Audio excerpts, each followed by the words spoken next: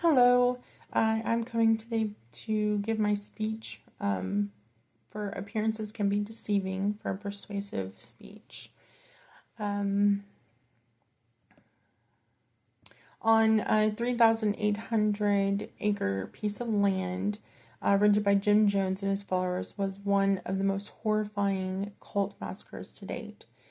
Jonestown was a church socialist community in Guyana created by Jim Jones. The church started as the People's Temple in Indianapolis, then moved to California. The church was based on equality among races and genders and civil rights. It helped the needy with different social and medical programs. Although the People's Temple may not have started as a cult, it ended as one. A cult is a closed system whose followers have been unethically and deceptively recruited through the use of manipulative techniques of thought, reform, or mind control. Once people joined the church, they couldn't say anything negative about the church or Jones, or he would have a committee follow these people called defectors, the people who wanted to leave. And then the defectors would then be beaten or harmed by him to keep them from not talking or keep them from leaving the church. Cult leaders like Jones use brainwashing and deprogramming to take control of the people who follow them, making them submit through scare tactics. He would preach over and over, making his congregation repeat their beliefs, allowed constantly to embed it into their minds. That's the reform part. It causes them to stop believing what they believe and start believing what he believes or what he wants them to believe.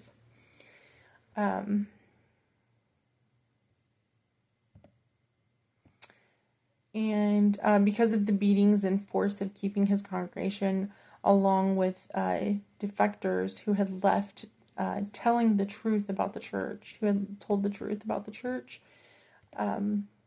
like being forced to give up their belongings, homes, and custody of their children, everything got worse once the seclusion from prying eyes was established.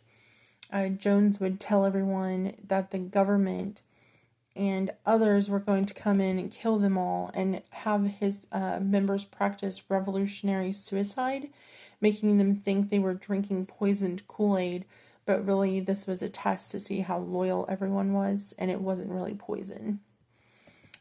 Jones had taken the church out of the United States prior to this and moved to a secluded, hard-to-reach terrain called Guyana, or in Guyana, making it harder for people to leave and easier for Jones to control them, as well as get away with harming people and not getting into trouble. He renamed the church Jonestown. Finally, the reports from family members not hearing from their loved ones and saying that they were being held against their will caused a member of Congress to go check on the compound.